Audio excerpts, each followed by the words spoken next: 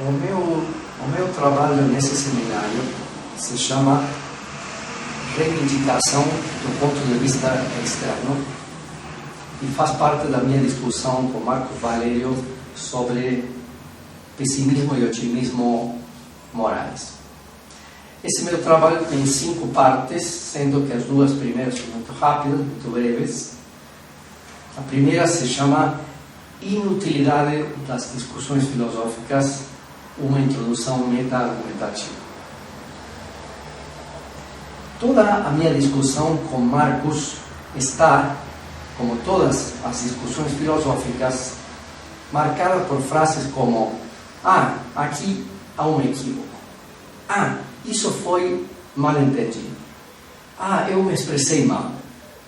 Aqui se confundem 2 coisas muito diferentes, etc. Acredito que as discussões filosóficas sejam de tipo gestalt, ou seja, objetivas, mas perspectivas. Marcos escreve em um texto dele o seguinte: como o próprio Cabrera sempre disse, boa parte, se não a maior, das nossas discussões não passam de correções sobre o que se pretendia dizer. Temos sempre que correr atrás dos prejuízos da comunicação e acho que o mesmo acabará acontecendo em contrapartida. É, pois, um problema de ponto de vista. Se pudéssemos nos colocar sempre, continua ele, na mesmíssima posição, certamente concordaríamos, tal qual aquelas crianças que discordavam sobre a grafia correta da letra I, apenas por estarem em posições opostas da mesa.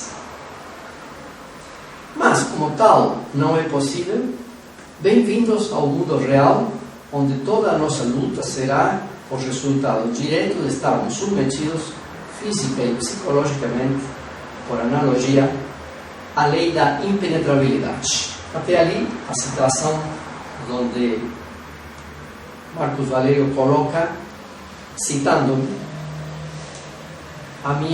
o meu ceticismo fundamental sobre discussões filosóficas como esta que vamos ter agora.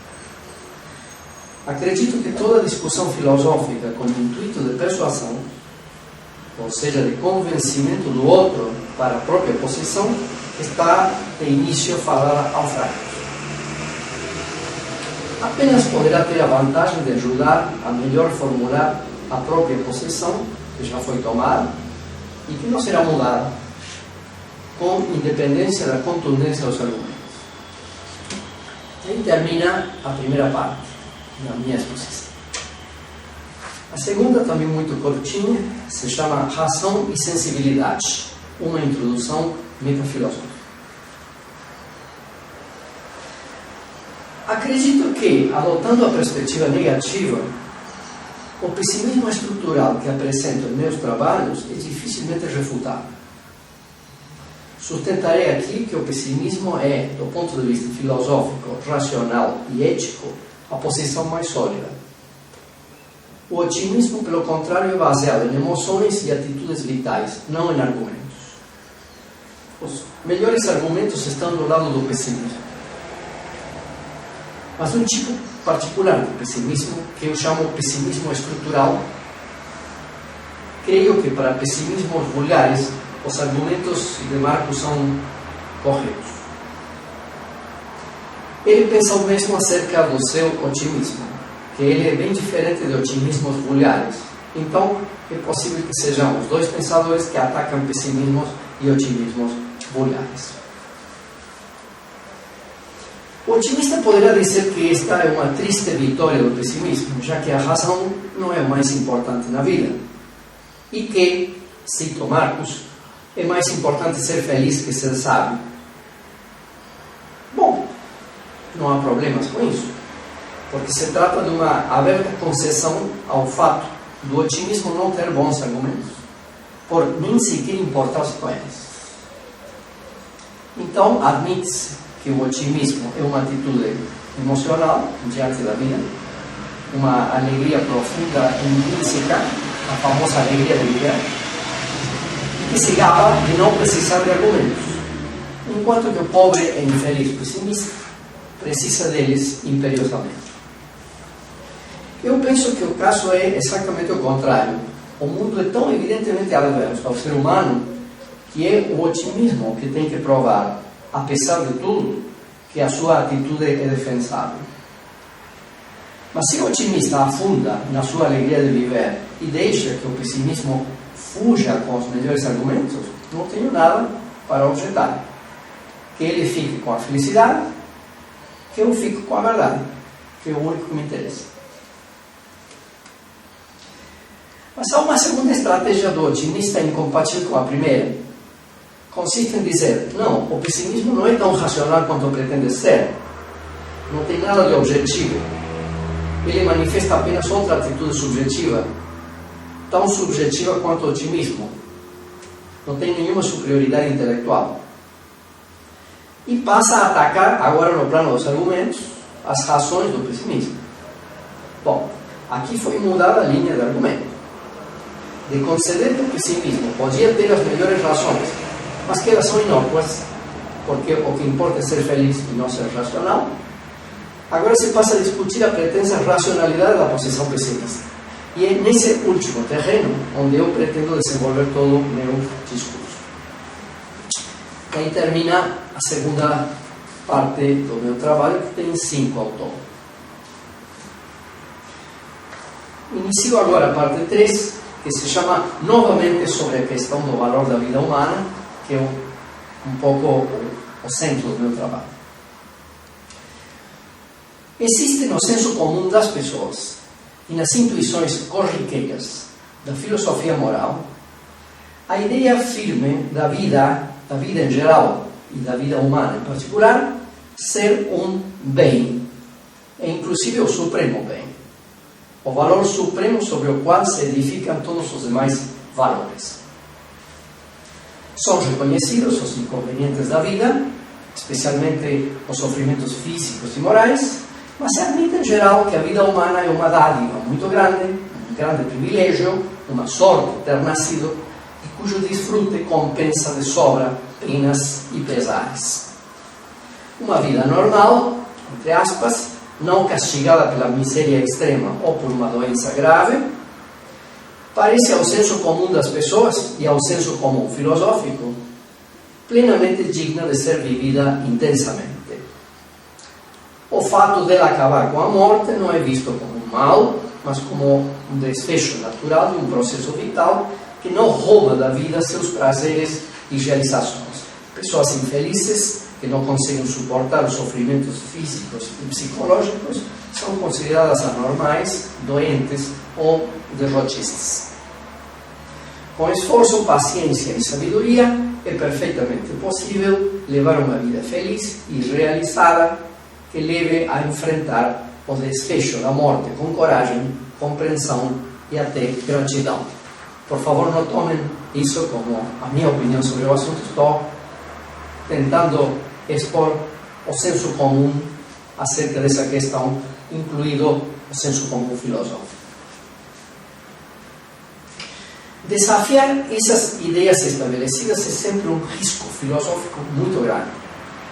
Mas é exatamente o que a ética negativa se propõe a fazer. E é o que hoje me proponho fazer aqui.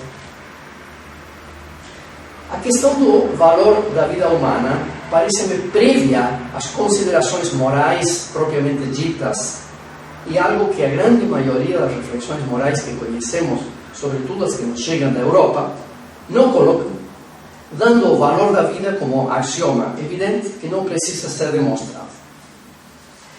Creio que esta intuição implantada no senso comum é errada, que uma vida humana em geral é algo muito ruim, especialmente sem valor moral, com valor sensível muito baixo e, sobretudo, oneroso. Mas a minha linha de argumento é, insisto, bem diferente da usual em pessimismos empíricos. Esta ideia corriqueira de que a vida é valor supremo, ou a ideia de haver uma vida boa, perfeitamente viável, parece apoiar-se na ideia de bem-estar, de felicidade, de contentamento, de alegria de viver. Mas a minha reflexão sobre a situação humana no mundo acontece dentro de uma consideração de caráter moral, na qual nos perguntamos se uma vida humana pode ser dita moralmente boa. E não boa apenas no sentido da satisfação ou da felicidade ou a gratificação. Uma exigência moral será aqui entendida como aquela que pede consideração pelos interesses dos outros, além dos próprios, pelo menos no sentido mínimo de não prejudicar, de não cometer injustiça, de não manipular aos outros no próprio benefício. E, se for possível, de beneficiá-los de maneira positiva. Portanto, uma vida moralmente boa deveria ser uma vida considerada e justa, e não apenas uma vida feliz e gratificante. Kant já apresentara várias objeções acerca da felicidade como pretenso conceito ético. Aquela que mais me interessa é que as exigências morais podem me obrigar a deixar de lado a minha felicidade, inclusive a minha própria vida, em nome de um valor moral mais forte, o que parece provar incontestavelmente que a felicidade não pode ser considerada valor moral supremo. Cito Kant: a mais alta estima da vida reside em fazer-se digno de conservá-la. Existem coisas mais preciosas do que a vida. A observância da moralidade, continua Kant, tem algo de sublime. É preferível sacrificar a vida do que desvirtuar a moralidade. Viver não é algo necessário, mas sim viver dignamente. Quem não sabe ou que não pode viver dignamente não é digno da vida. A felicidade constitui o motivo pragmático do viver. Mas não é necessário ser feliz durante toda a vida. E sim o é viver com dignidade. Kant afirma isso num pequeno texto que se chama Acerca do Suicídio, contido nas lições de ética.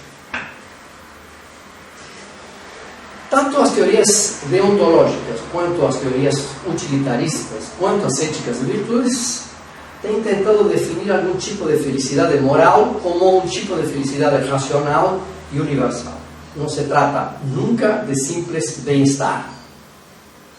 Se observar as exigências morais produz bem-estar, tratar-se-á de um bem-estar racional e universal que pode ter que deixar de lado a felicidade pessoal, sensível e imediata, própria ou dos outros. Dessa maneira, diante do fato de dizer-se que a vida é valor supremo, ou bem supremo, se colocado dentro de uma reflexão moral, terá ainda que ser provado que a vida é valor moral supremo, e não apenas valor sensível de gratificação. É o valor moral da vida humana o que deve estar no primeiro plano da discussão.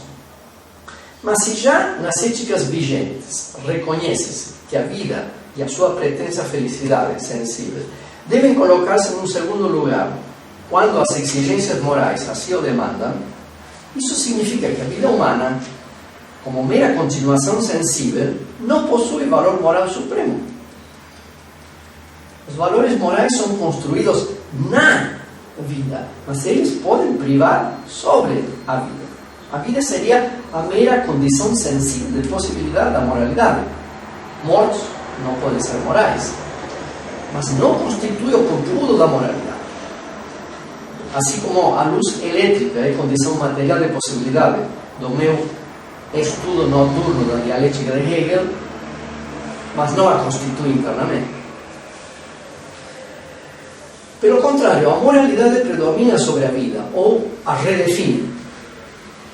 Uma vida humana deve ser uma vida moral, na qual a mera vida sensível fica à disposição das exigências morais. Trata-se de uma vida disposta à não continuação e ao sacrifício do próprio bem-estar. O que de moralmente valioso sublime for construído será com ou na vida, mas a mera vida não constitui esse valor moral. não se precisa de nenhum conceito ético negativo para aceitar tudo isso, pois isso já é admitido pelas éticas afirmativas em vigência. Segundo elas, a vida não é valor moral supremo. No contexto da bioética contemporânea e das filosofias da libertação, por exemplo, fala-se muito acerca de uma ética da vida. Mas a expressão ética da vida é extremamente enigmática. A vida é fundamentalmente expansão, crescimento, força, ímpeto. Nesta a sua tendência a expandir-se, a vida pode ser fortemente desconsiderada com outras formas de vida e com outras formas de ser. Nos resulta fácil entender em que poderia consistir uma ética baseada no ímpeto natural e devastador da vida. Pelo contrário, pareceria que qualquer exigência moral deveria opor-se, de alguma forma, ao ímpeto avassalador da mera vida. A vida não se movimenta por exigências morais. Por que a moral deveria nortear-se pelas exigências da vida? Uma ética da vida nunca pode ser o da vida, simplesmente, mas da vida de uns em detrimento da vida de outros. O mundo natural, desde o não vivente até o humano, é uma luta sem quartel, onde a moralidade parece desempenhar algum papel dentro de grupos, mas não nas relações intergrupos, que são de exclusão e destruição. É algo que se pode captar no máximo entre gorilas, mas não entre gorilas e antílopes. Parece um preconceito injustificável pensar que vida e moral devem ir juntos na mesma direção, como pareceria sugerir-lo a expressão éticas da vida. Talvez devamos optar entre viver seguindo as exigências da vida ou seguindo as exigências da moralidade. A vida não é, pois, valor moral supremo. Uma vida moral não pode reduzir-se a uma vida feliz e gratificante que procura se manter, desfrutar e continuar sendo. Porque se manter, desfrutar e continuar sendo podem, em algum momento, desafiar ou transgredir exigências morais. Deveríamos querer ser tudo ou felizes ou gratificados ou realizados que a exigência moral nos permitisse, se estivermos realmente interessados em levar uma vida moral. Só que, em nosso mundo humano, é o contrário que parece vigorar. A vida é o mais importante para os humanos, no sentido de manter-se, desfrutar e continuar sendo, de viver intensamente. De tal modo que, na situação atual, queremos ser tudo morais que a exigência de uma vida intensa e feliz o permite. As pessoas em geral, e o pensamento moral em particular, parecem colocar a exigência vital por cima da exigência moral. Em lugar de ser tudo felizes e intensos que a moral permite, somos tudo morais que a felicidade e a intensidade da vida permitem. Assim, fala-se, em teoria, de sacrificar a vida à exigência moral, mas são raras as pessoas que fazem isso. E no plano do pensamento moral, as pessoas que entregam suas vidas em nome de uma exigência moral são consideradas santas, ou heróicas, ou loucas, mas não se aceita que constituam modelos morais a serem seguidos por todos. Ok, a vida humana não é valor moral supremo e absoluto. Seu valor, se existir, deverá ser de outro tipo. Será um valor sensível? Mas o valor sensível da vida humana é bastante duvidoso. Somos seres com um corpo muito frágil, colocados desde sempre numa situação de desamparo, sujeitos a doenças infindáveis, desde pequenas doenças cotidianas e crônicas até doenças graves, que podem aparecer em qualquer momento, com independência dos grandes avanços da medicina. Algumas doenças desaparecem, outras novas aparecem. Somos um corpo que envelhece e degenera dia após dia até a sua corrupção final. Além das doenças e outras catástrofes naturais, como terremotos, maremotos e desastres diversos que matam milhares de seres humanos em meio da nossa época altamente desenvolvida tecnologicamente, sofremos também calamidades humanas, como perseguições, injustiças, burocracia, deboches, inimizades, má vontade, má fé, desprezo, falta de reconhecimento, inveja, manipulação, mentiras, fofocas, difamações, competência desleal e assim por diante. Não parece um panorama muito expressivo a partir do qual possamos falar de um valor sensível, não problemático da vida humana. É claro que ainda conseguimos extrair prazeres dessas situações de aperto, com grandes esforços, muito trabalho, lutando contra todas as dificuldades, que serão menores se estivermos situados em um setor socialmente vantajoso. É bom lembrar que aproximadamente 70% da população mundial vive em estado de pobreza e uma boa porção da mesma em penúria e miséria infindável. De maneira que aquele que se refere às benesses sensíveis da vida fala desde certa condição social bastante específica. Enquanto uma minoria procura sua felicidade e viver a vida intensamente, a imensa maioria da humanidade tem que se conformar com não sofrer demasiado e conseguir se alimentar diariamente.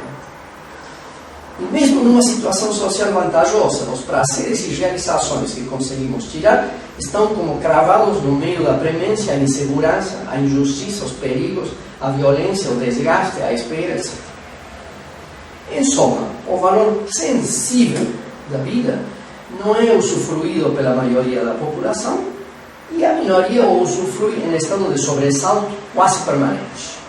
Cada minuto de prazer parece como rodeado de horas, semanas, meses ou anos de sofrimento, espera e renúncia.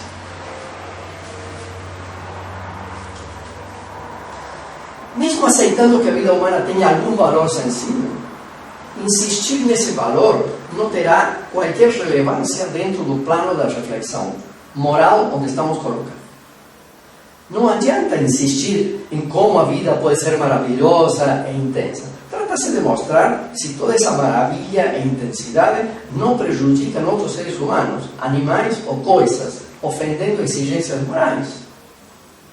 O mesmo fato mencionado de que a maioria da humanidade vive em penúria já faz suspeitar que a felicidade e a intensidade da minoria esteja sendo financiada pelo sofrimento da maioria. Já nascemos em sociedades desiguais e injustas, com uma imensa população proletarizada, assalariada e explorada. O fato de nós não fazermos nada para modificar essa situação, apenas nos acomodando e tentando consolidar nossos privilégios, é já uma situação inicial de não moralidade, com as próprias condições de possibilidade da nossa vida feliz e realizada. A própria filosofia foi, em grande medida, produto de uma sociedade escravagista, parte crucial do milagre grego. Na reflexão ética fala-se persistentemente das condições de uma vida boa, num sentido acentuadamente sensível, sem que essa vida boa pode estar pagando preços morais muito elevados. Já a partir da instauração da sociedade humana, as injustiças, explorações e agressões se sucederam. Os seres humanos se lançam uns contra os outros numa luta a morte pelos espaços de vida, tanto no campo quanto na cidade, no mundo dos negócios, nas igrejas e nos departamentos de filosofia. Na minha reflexão, não aceito que a explicação dessa desconsideração com a qual os humanos têm se tratado mutuamente ao longo da história tenha somente razões ou explicações de tipo sociológico ou antropológico, por exemplo, através dos diagnósticos marxistas. Trata-se de colocar a ética em contato com a condição humana. E é isso que a ética negativa tem feito persistentemente. Os humanos estão desde sempre submetidos a todo tipo de atrito, e eles são estruturais, no sentido de não serem provocados somente por motivos sociais ou psicológicos. A fragilidade do corpo, o desamparo primordial e o desânimo diante da vida são estruturas da condição humana que perpassam todos os tempos e lugares, mesmo que em cenários muito diferentes. Chamo essa característica marcante da vida em geral e humana em particular de terminalidade do ser, o fato de tudo que nasce carregar seu próprio desgaste. Seres humanos têm que desenvolver suas vidas em pouco tempo, em espaços limitados de ação, submetidos a doenças físicas e psicológicas, sob pressões sociais imensas, vendo o tempo passar vertiginosamente. Parece natural que eles não tenham tempo nem espaço para os outros, que devam desconsiderar-se mutuamente, não porque sejam maus, mas apenas para tentar abrir-se caminho numa situação complexa, tentando fugir do sofrimento ou viver uma vida minimamente satisfatória ou gratificante. Na minha ética não existe o problema metafísico do mal. Apenas penso que estamos desde sempre colocados numa situação de mal-estar. O mal-estar é a noção pós-metafísica que deve substituir a noção tradicional de mal vinculada com a tradição religiosa. Então, recapitulemos. Mostramos que a vida humana não é valor moral supremo. Em segundo lugar, vemos que seu valor sensível parece muito problemático. E que esse baixo valor sensível provoca desconsiderações morais. De onde poderá vir, então, visto racionalmente, o valor da vida, uma vez caídos os referenciais religiosos.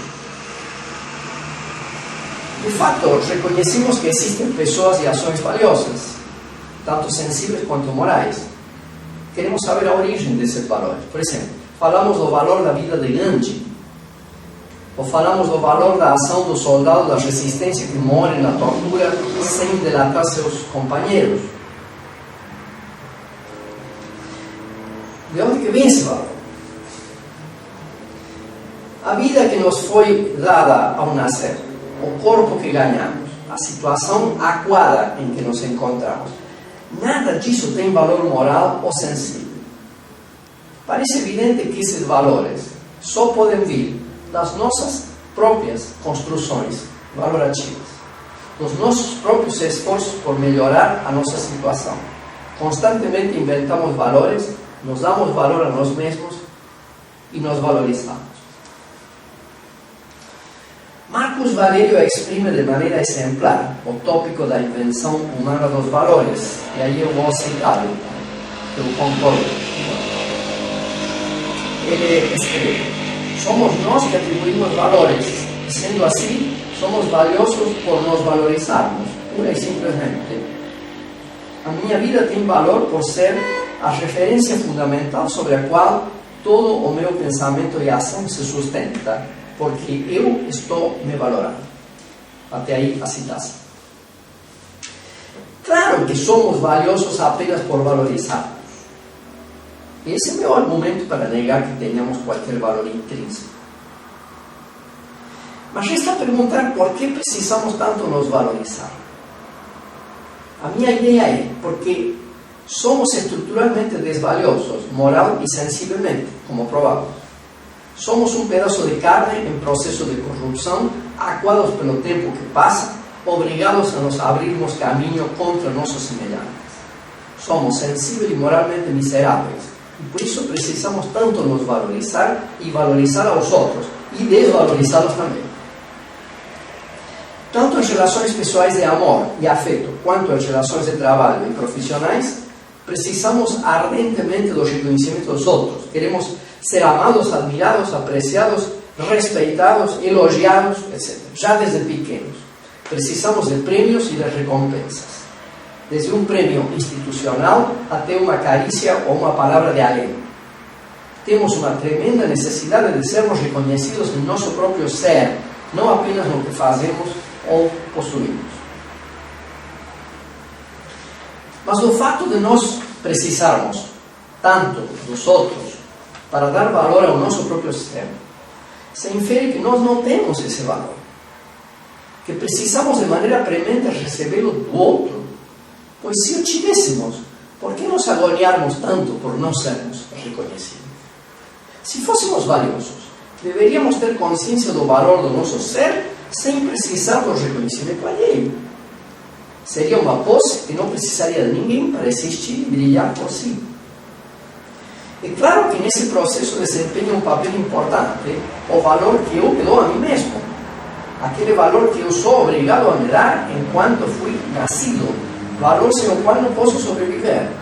É o que chamamos autoestima, cujo fraquejar produz doenças psicológicas. Mas parece que essa autoestima, esse poderoso mecanismo de autovalorização, não nos é suficiente. Precisamos sempre que os outros ratifiquem esse valor. E se os outros não nos consideram valiosos, o nosso dar-nos valor vacila. Não sou reconhecido por ter um valor. Tenho valor por ser reconhecido. O que Marcos Valério não vê é que nesse processo ansioso de autovalorização, também desvalorizamos forçosamente aos outros ao nos valorizarmos. Os nossos valores construídos estão, pois, moralmente onerados. Para perceber isso, não devemos ir aos grandes crimes da humanidade. Basta observar nosso próprio cotidiano. O comportamento dos motoristas no trânsito automotor a respeito de vagas, preferências de passagem, estacionamento, aviso de manobra, motoristas que trancam outros veículos e vão fazer suas compras, motoristas que não dão sinal, motoristas que dirigem falando pelos seus celulares, que ocupam no meio da pista impedindo passagem, pessoas que pagam suas contas durante 15 ou 20 minutos num local com um único terminal eletrônico, barulho ensurdecedor de rádios de carro e de outros ruídos durante as horas de descanso das outras pessoas, inclusive com agressões, dias de trabalho sugados por feriadores artificiais, turismo acadêmico tolerado por alguns alunos relapsos, estragos dos usuários de bibliotecas públicas nos livros, com páginas arrancadas e desenhos obscenos, pessoas que voltam de festas gritando no meio da madrugada. Mesmo ações bem intencionadas prejudicam. Certamente é bom que mais estudantes entrem na universidade, mas isso lota os estacionamentos, prejudicando outras pessoas, e pode afetar o nível das aulas quando um professor deve enfrentar uma sala lotada. A pessoa que freia para dar passagem a outra na faixa de pedestre demora o motorista de trás, ou até pode ocasionar um acidente. A pessoa para numa estrada para auxiliar pessoas e é assaltada. Turistas estrangeiros fingem ser assaltados para cobrar seguros. Mato o ladrão que entra na minha casa e com isso libero a sociedade de um criminoso, mas deixo órfãos 3 meninos pobres de uma mãe desconsolada. Quase toda diversão espalhafatosa prejudica. A balbúrdia de uns e o inferno dos outros. Minha maneira de avaliar é muito vantajosa para alguns tipos de alunos, mas muito prejudicial para outros. O cinto de segurança salva muitas vidas, mas custou a vida do pequeno Hélio enganchado num cinto e arrastado até a morte. Hotéis que chamam a polícia por causa de barulho e têm suas vidraças apedrejadas por jovens que buscam diversão. Os nativos que não fazem o menor esforço por facilitar a vida dos estrangeiros que falam mal as suas línguas. Pessoas que querem descansar não atendem seus telefones nem consultam seus e-mails durante 15 dias, provocando todo tipo de inconvenientes para as pessoas que os procuram durante esse tempo. E assim por diante. Podem-se considerar esses exemplos cotidianos insignificantes. Eu creio que neles está contida toda a moralidade e todos seus problemas. A ética não é apenas algo para aplicar nas grandes situações excepcionais, mas no dia a dia. Esses microexemplos mostram como é praticamente impossível não prejudicar aos outros simplesmente conduzindo as nossas vidas, mesmo sem intenções maldosas. Nesse jogo da construção de valores, acabamos prejudicando alguém ao tempo que beneficiamos outras pessoas. Não apenas as nossas ações intencionais prejudicam outros, também as nossas ações negligentes, atrapalhadas, incompetentes, distraídas, desleixadas, descuidadas, etc. Indo no final dessa sessão 3, à luz dessa reflexão, não se entende, pois, o fundamento daquela ideia inicial, a ideia da vida humana como sendo o valor supremo. Acredito que essa ideia seja ininteligível. O valor moral supremo a vida não é. Seu valor sensível é altamente duvidoso.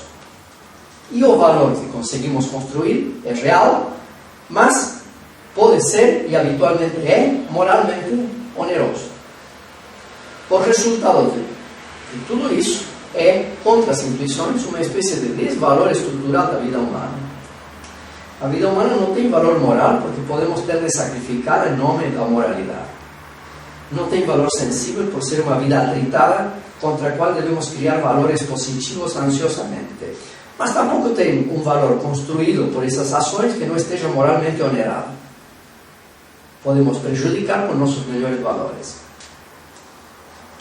Na verdade, do ponto de vista moral, a vida humana é má, não somente porque viver é sofrer, uma famosa frase de Schopenhauer, mas especialmente porque viver é fazer sofrer. Um mundo onde padecemos sofrimentos é terrível, mas um mundo onde não podemos ser considerados com os outros é ainda muito pior. O que o otimista se recusa a entender é que a felicidade é perfeitamente possível, que uma vida feliz é perfeitamente viável, mas que o problema moral não é se pode existir uma felicidade moralmente viável. Não é a existência da felicidade o que está em jogo, mas a existência da moralidade. O pessimismo não nega a existência de estados felizes, como poderia negá-los, mas apenas se pergunta em que lugar da rede holística de ações humanas estão situados esses estados felizes. Qual a significação que eles ganham quando vistos na economia geral da existência e não de maneira descontextualizada. Em segundo lugar, quais são os preços sensíveis e, sobretudo, morais que os estados de felicidade devem pagar? Podemos simplesmente desfrutar e nos entregarmos a esses estados pontuais de felicidade sem nos perguntarmos quanta infelicidade, quanta indiferença moral eles geram?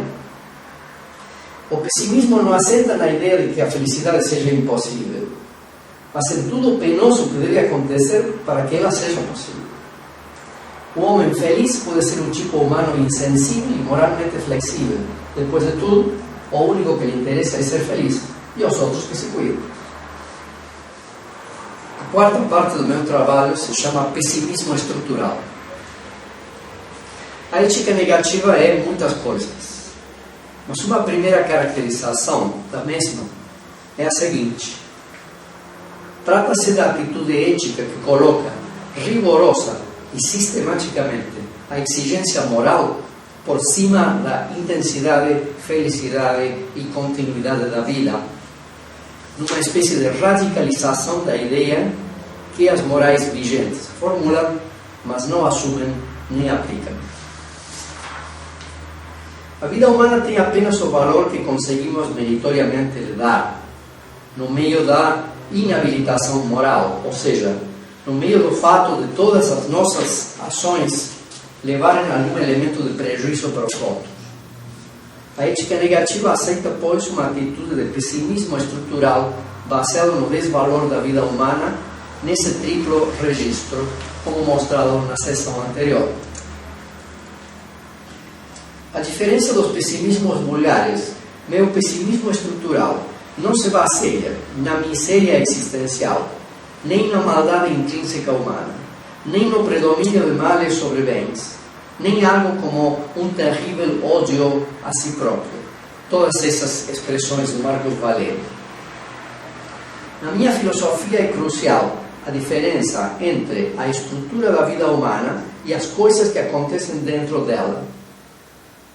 Meu pessimismo não se baseia em nenhum predomínio de males ou de maldades ou de misérias dentro da vida humana, pois nesse sentido nada impediria que muitas vidas humanas sejam excelentes.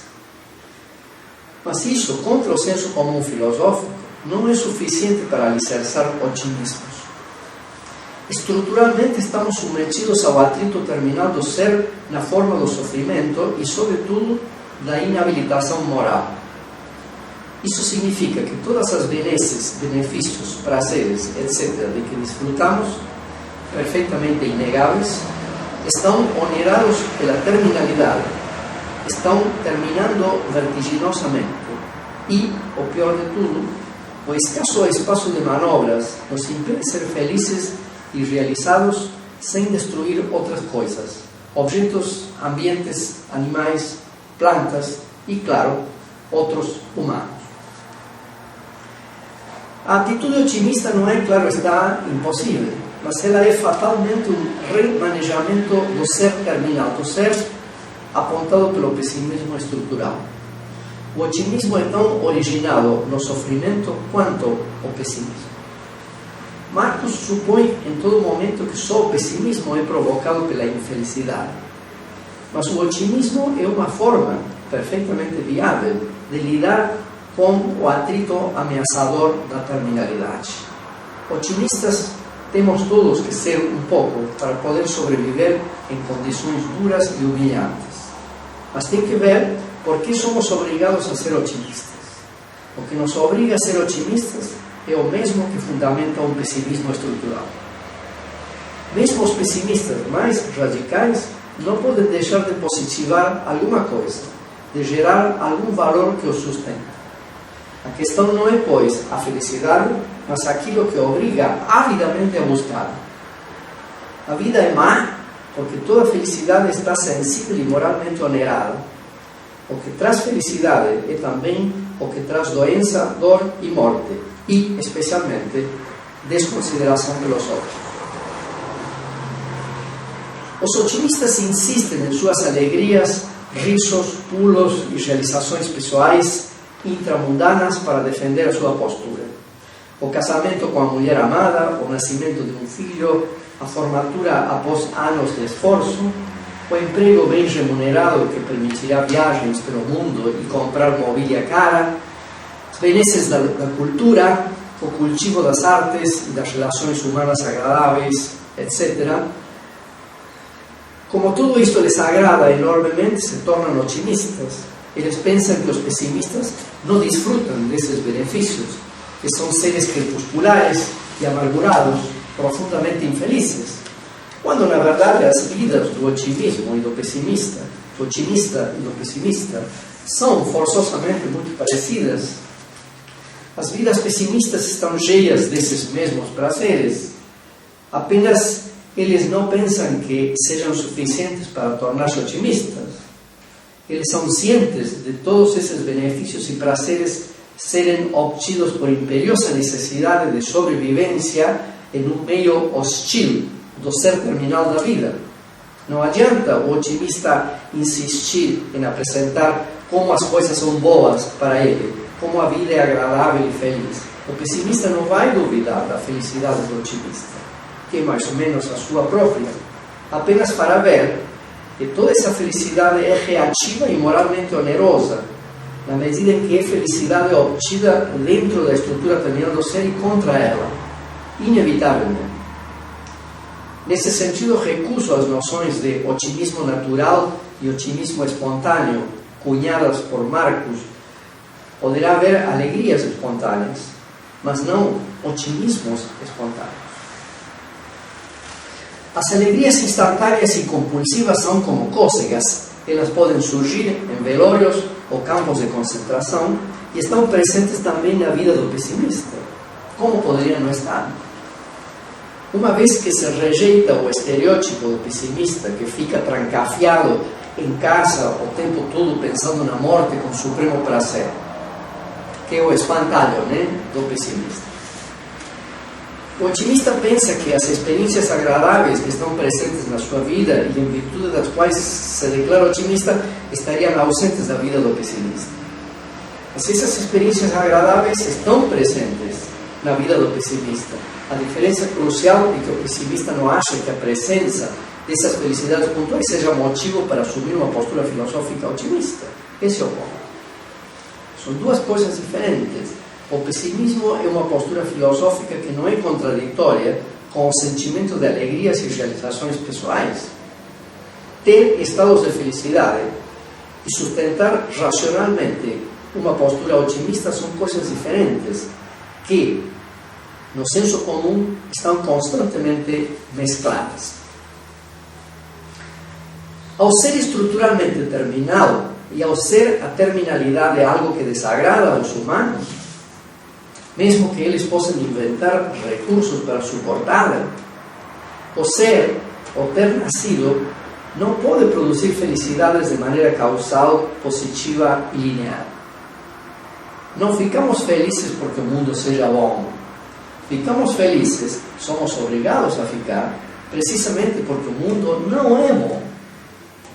Para contrarrestar a infelicidade terminal que se adianta, nos empurrara e finalmente nos devora.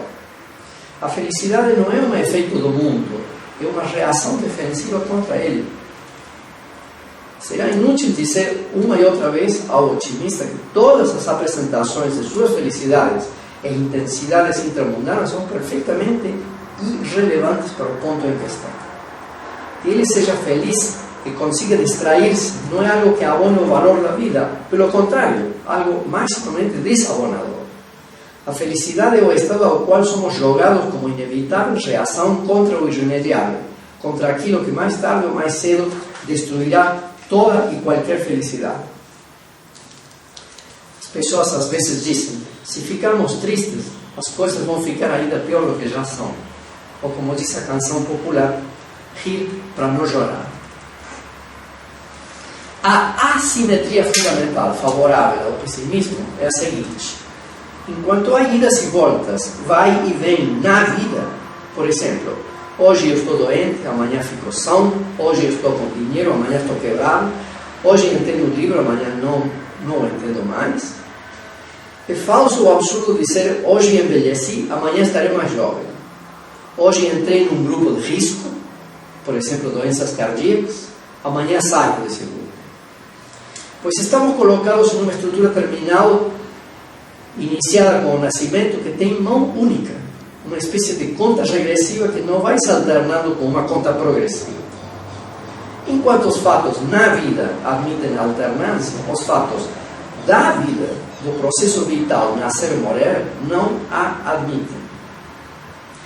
Isto, é claro, não é mau em um sentido absoluto, mas mau relativamente a um ser como ser humano, o que já é suficiente para a tese pessimista.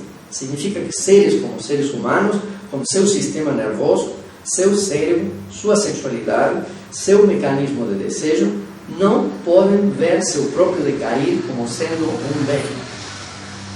Ou vivem como uma perda gradativa e irreversível daquilo de bom, inclusive de muito bom, que conseguem construir. Todos os valores positivos são gerados dentro da vida e são gerados como uma oposição sistemática contra a queda irreversível e de mão única da estrutura mortal do ser. A esse fenômeno chamam assimetria estrutural.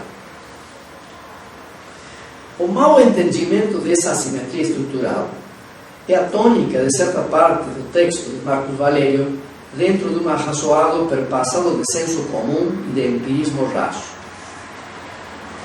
Ele mesmo, muito honestamente, pede ao leitor pular essa parte, caso ele não tenha entendido a noção de assimetria de que se trata. E creio que realmente ele não entendeu. Cito Marcos, ele escreve o seguinte: aceitando a morte sem qualquer problema e admitindo o óbvio fato de que vamos morrer, a questão é saber se isso em si é suficiente para tornar a vida em si um mal.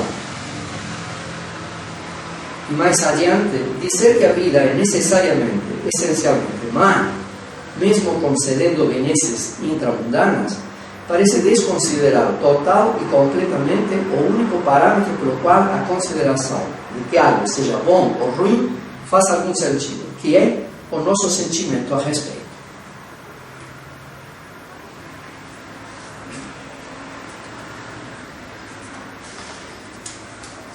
Cito Marcos: evidente que vamos envelhecer e morrer, mas isso torna a vida indesejável?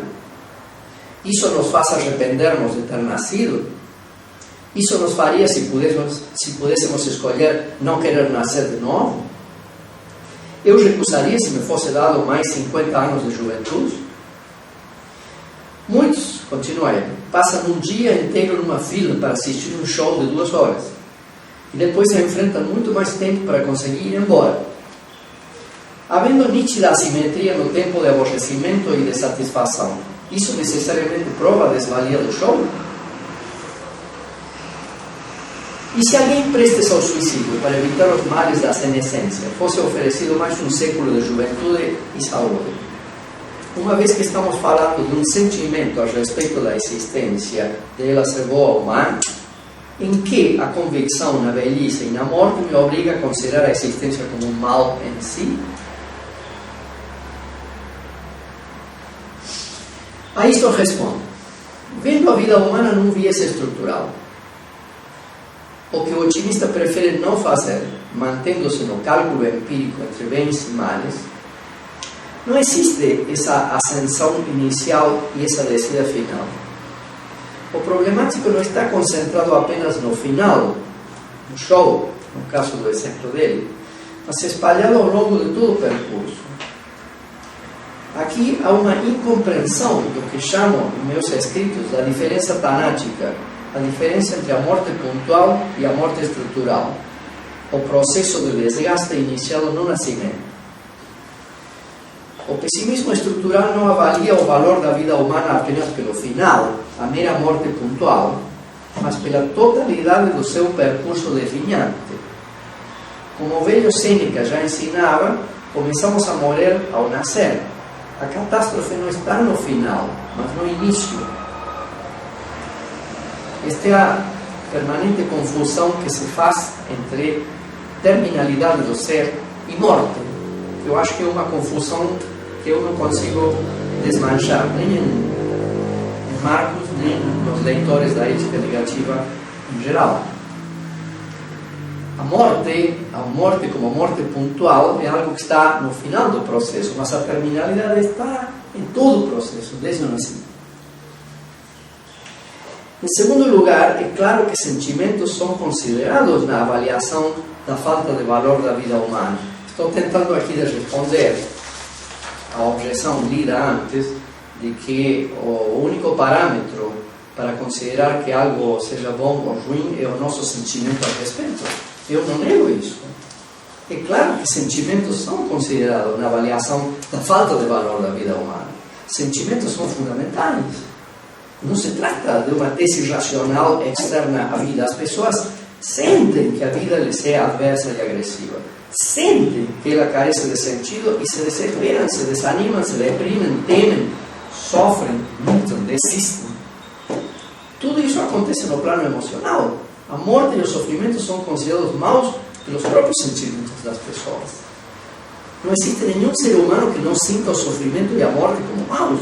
E são precisamente pensamentos e autoajudas externas os que os levam a suportar aquilo que lhes machuca na própria pele. Os sentimentos são de rejeição, medo, fuga, defesa, etc. Não se trata de algo determinado por uma máquina racional, objetiva e externa. Mesmo os otimistas sentem medo, rejeição, receio, etc. E reagem a isso precisamente através da sua atitude otimista. Assim, muitos se arrependem de ter nascido, muitos não querem ter filhos, muitos jamais aceitariam nascer de novo, muitos se suicidam ou se escondem em uma neurose ou numa psicose. E tudo isso é vivido no plano das emoções. O filósofo negativo apenas capta em conceitos mais sofisticados o que já é padecido pelos humanos em seus próprios sentimentos. Mesmo que o show seja bom, se para ouvi-lo teve-se que atravessar todo tipo de sofrimento, e depois de concluído muitos outros, a avaliação negativa da situação toda, não apenas do show, é perfeitamente justificada. É claro que por poderosos mecanismos biológicos e psicológicos, os humanos aceitam qualquer tipo de sofrimento para conseguir uma muito pequena parcela de prazer. Sempre vai achar que valeu a pena. Mas isso nada tem a ver com valor. Pelo contrário, tem a ver com desvalor, com a força natural que nos faz aceitar a vida humilhantemente, sem condições sensíveis nem morais. Há aqui uma sutileza do pessimismo estrutural que decididamente não é entendida pelo senso comum, incluído o senso comum filosófico. Pois se poderia pensar que, se as pessoas consideram mal seu decair e seu ir perdendo a vida, então esta teria um valor. Se a morte é má, a vida deve ser boa. Marcos cai nessa armadilha quando escreve: a destruição de algo só pode ser considerado mal justamente se tal algo é tido como valioso. Mas o pessimismo não acha que este seja o caso. E este é um ponto que já estou cansado de tentar esclarecer. Parece que as pessoas estão decididas a não entender. vida e morte são inseparáveis, são partes de um mesmo processo. De tal forma que, se morrer é vivido como algo mau, a vida, no sentido de ter nascido terminais, deve ser má também. De tal forma, nascer e morrer são ambos maus, pois é ilusório pensar que eles vão em direções opostas. Nascer é começar a morrer, e morrer é acabar de morrer. Claro, isso é intolerável para seres humanos, e eles têm que se agarrar de alguma coisa. Precisamente o mal da vida é que ela nos obriga a agarrar-nos dela sem condições, mesmo quando a vida seja de péssima qualidade. Sempre achamos que vale a pena continuar, mas isso é parte do seu desvalor, não o valor dela. O mal de ter nascido é que agora tenho que me agarrar incondicionalmente à vida, inclusive contra as exigências morais. Eu fui jogado num mecanismo de desejo avassalador. O chamado amor à vida, longe de ser algo bom, é um dos seus feitiços irracionais e imorais, seu próprio canto de sereias. Para continuar vivendo, para viver a qualquer custo, estou disposto a atropelar a razão e a moralidade. O ponto de Marcos é que o pessimista, afinal das contas, também ele obtém um imenso prazer e regozijo em denegrir a vida, merece uma consideração. Ele escreve: os pessimistas estão, no fundo, a pregar-nos uma peça, obtendo enorme satisfação pessoal em sua alegada superioridade intelectual e conseguindo, afinal, reverter seu estado de desânimo com um eficiente meio de se favorecer emocionalmente, manobrando a razão de modo um tanto mais obscuro e ousado em nome do prazer. Afinal, ele escreve, num mundo onde existe o masoquismo, quem pode saber se na subjetividade do sofredor não se esconde um intenso prazer decorrente de uma estética anômala? Eu realmente penso, segue ele, que a maioria dos filósofos pessimistas, ativistas, pode ser enquadrada dentro dessa situação. Ou seja, são pessoas que encontraram sua realização em vida e assim estariam entre as pessoas mais realizadas e mais felizes, mas que, no entanto, apresentam uma estética que simula o inverso. Respondo. Numa primeira olhada, isso configura uma tremenda falácia ad hominem abusiva, porque o enorme prazer que o pessimista obtém da sua atitude é perfeitamente irrelevante para a análise da correção ou incorreção dos seus argumentos. O que deveria ser feito é estudar atentamente a assimetria estrutural, a diferença tanática e demais categorias da teoria criticada e ver se funcionam, em lugar de ficar vendo se seu sustentador desfruta ou não desfruta da sua atitude pessimista. Mas, no segundo momento, penso que se trata de uma observação aguda e proveitosa. Na verdade, a estrutura terminal do ser nos obriga a ser afirmativos, como um meio de defesa contra um ser ferino. Uma maneira peculiar de ser afirmativo é denegrir aquilo que os otimistas louvam. Dizer que o mundo é um horror é outro mecanismo reativo e defensivo diante do ser terminal do ser. Mas o prazer de desprezar uma vida sem valor não nega o fato primordial.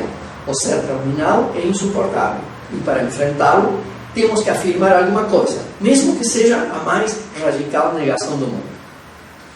Otimismo e pessimismo são respostas a algo de objetivo e prévio. O pessimismo está melhor fundado na estrutura da vida, mas não é menos defensivo e reativo do que o otimismo. Os prazeres dos pessimistas não são menos reativos ao ser terminal prévio do que os prazeres dos otimistas.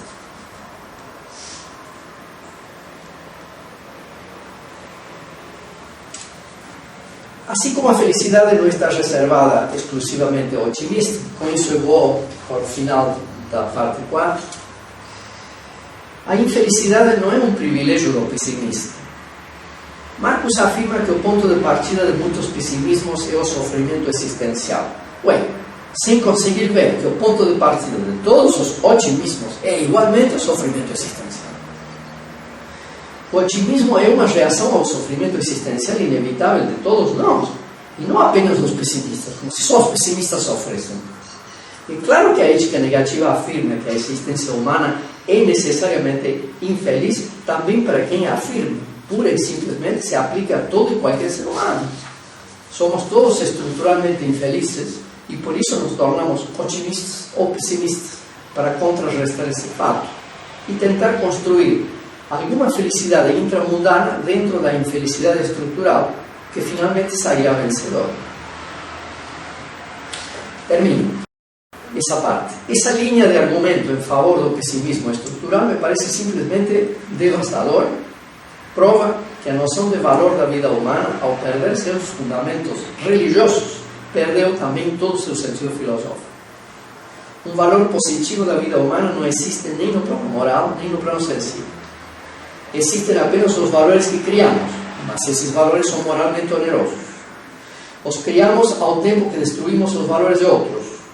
O que as pessoas e os filósofos continuam sentindo como valor da vida humana são apenas os esforçados momentos pontuais de intensidade e realização que são arrancados da estrutura terminal do ser e com os quais nos conformamos pela força de poderosos mecanismos biológicos e psicológicos de supervivência.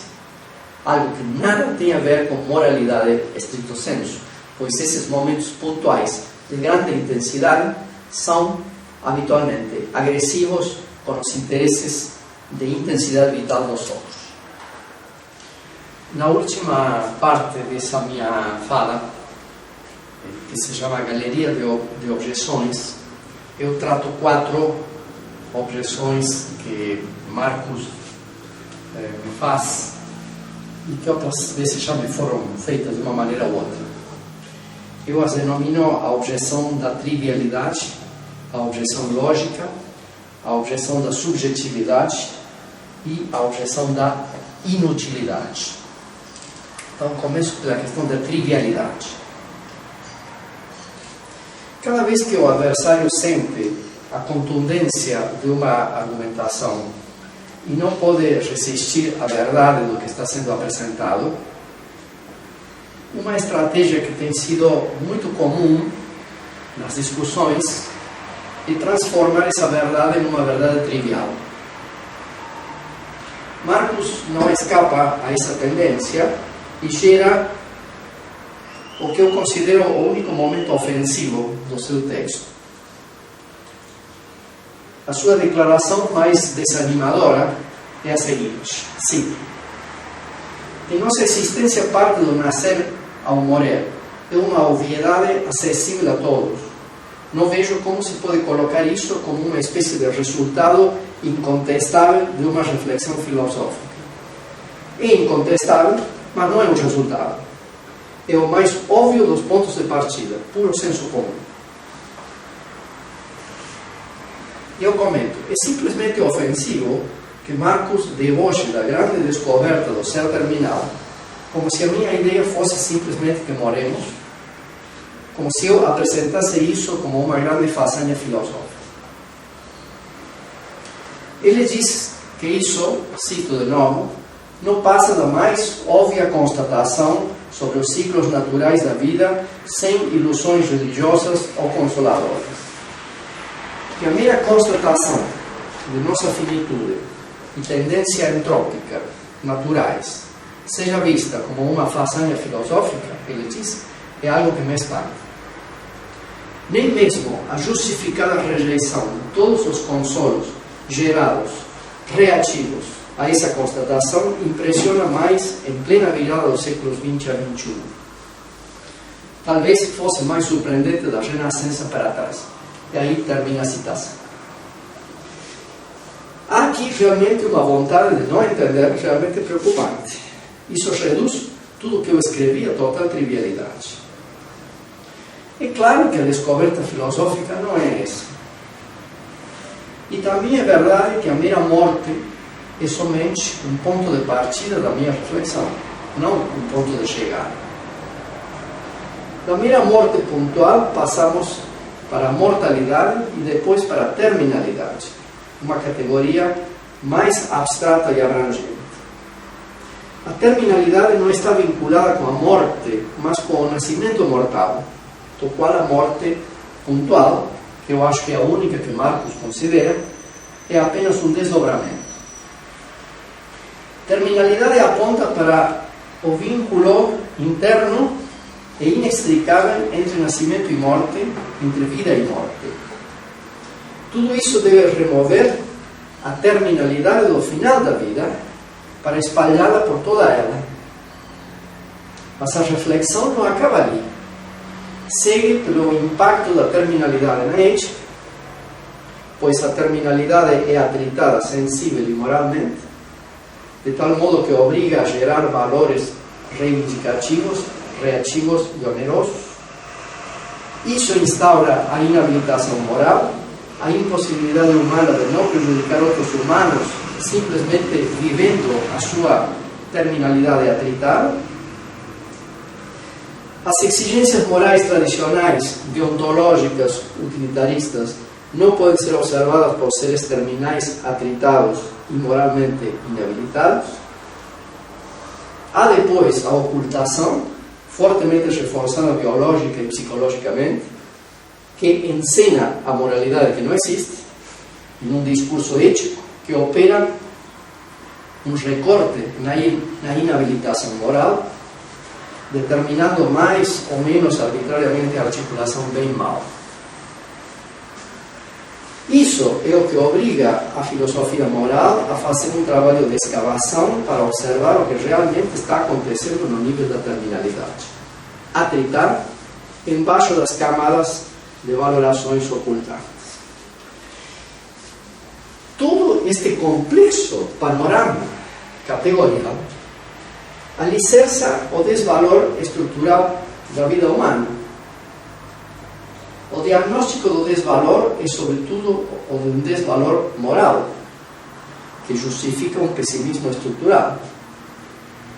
A investigação ético-negativa conseguiu partir da aparente evidência total do valor da vida e chegou à exigência imperiosa de uma demonstração de tal valor que não parece facilmente disponível, uma vez caídos os referenciais religiosos de pensamento. Ora, eu creio que isso constitui uma complicada rede de categorias e um resultado filosoficamente valioso para a reflexão ética. Essa tese poderá ser falsa, mas não trivialmente verdadeira.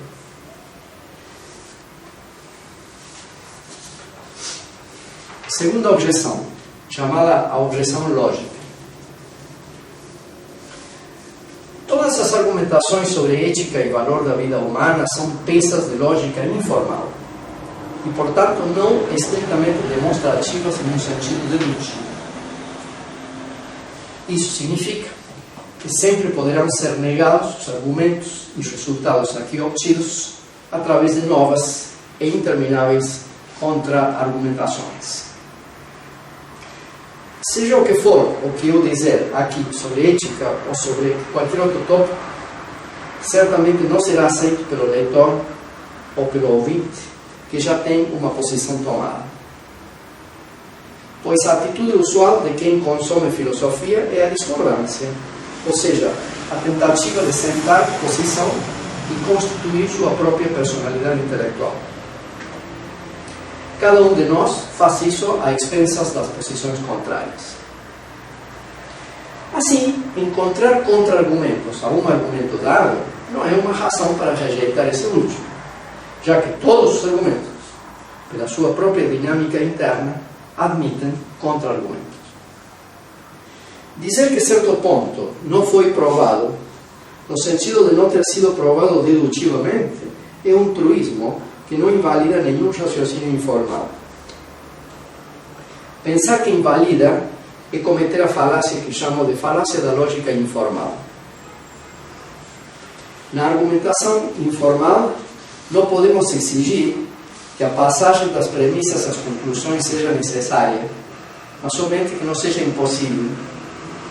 Na argumentação informal, na qual desenvolvemos os nossos argumentos sobre ética, nunca provamos nada de maneira terminante, apenas apresentamos uma possibilidade plausível entre outras. Bom, em vários momentos do seu texto, Marcos comete a falácia da lógica informal. exigindo de minhas argumentações um séquito dedutivo que é impossível ter. Por exemplo, sim, aceitando a morte sem qualquer problema, ele diz, e admitindo o óbvio fato de que vamos morrer, a questão é saber se isso em si é suficiente para tornar a vida em si um mal. Até aí a citação. Aqui há a confusão constante entre ser terminal e morte, que eu já apontei antes. Os otimistas insistem em me atribuir a tese pessimista vulgar de que a vida é má porque vamos morrer. Nunca sustentei isso. O ser terminal é cotidiano e está acontecendo o tempo todo. A morte pontual é apenas a consumação final do ser terminal. Não é idêntico com ele. Ora, o fato dos atritos do ser terminal serem sentidos como malestares pelos seres humanos e diante dos quais geram mecanismos de defesa, prova suficientemente, no plano lógico e informal, o século. É uma passagem perfeitamente plausível e forte, mesmo que não seja dedutiva.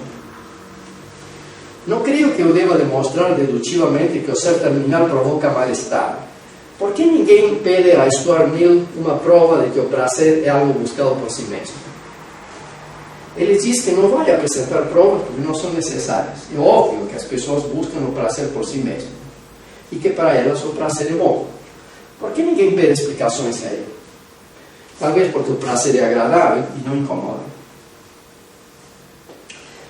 A falácia da lógica informal está também cometida na seguinte afirmação do Marcos. Leio.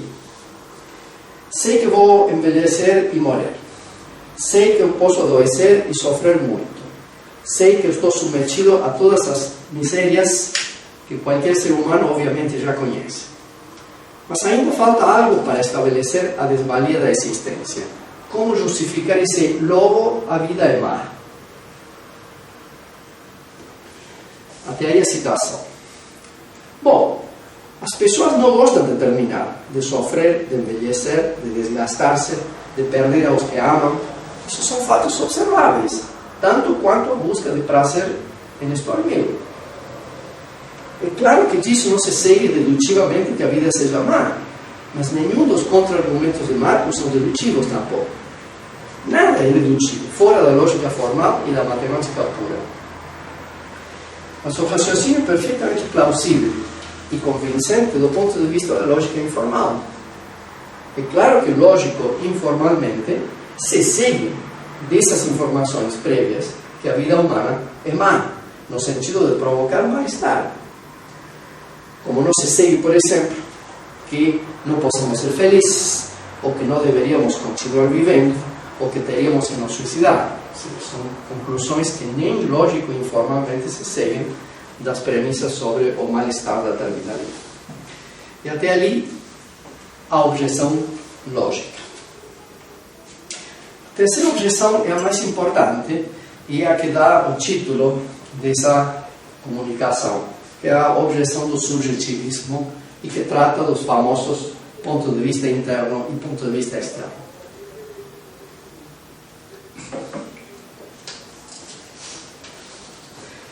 Dizem que apresentei a ética negativa por primeira vez no final dos anos 80, início dos 90. Sempre as críticas vão no mesmo sentido. O pessimismo seria apenas uma maneira subjetiva de ver as coisas. Pode-se ser pessimista, mas também pode-se ser otimista. Na vida há coisas boas e coisas más. Não se pode decidir além da subjetividade de cada um. Já respondi a isso milhões de vezes, mas as críticas persistem nesse mesmo sentido, como se eu não tivesse falado nada. É claro que o caráter subjetivo do pessimismo é frisado porque ofende e agride. Quando se apresenta algo de agradável, ninguém fala em subjetivo. Ninguém acusa Kant de subjetivo quando fala da dignidade humana. Por outro lado, o otimista admite ser subjetivo só quando polemiza com o pessimista. Se ninguém falasse nada, o discurso sobre o valor supremo da vida e as belezas da vida humana continuaria em um viés perfeitamente objetivo, como tem acontecido ao longo de toda a história. Só quando responde ao pessimismo, o otimismo admite de mal grado seu próprio caráter subjetivo. Mas a estratégia de Marcus é mais radical. Consiste simplesmente em sugar qualquer ponto de vista objetivo pelo ponto de vista subjetivo sem qualquer resíduo. Cito, ele escreve: nada tenho contra a subjetividade de ninguém, que respeito como sendo soberana e inviolável. E é exatamente por isso que rejeito, ele diz, qualquer tentativa externa de regular a subjetividade alheia. Isso é feito por meio de uma pretensão de objetividade racionalmente superior que ousa dizer que quem não a compartilha está errado. E segue: da mesma forma que não faria sentido um solipsista vir para cima de mim, defendendo que ele é a única mente existente e que eu não passo de ilusão, também não faz sentido o pessimista vir afirmar que sua subjetividade descreve a realidade como ela é, incluindo a mim próprio. É exatamente disso que se trata todo o meu esforço, disse Marcus.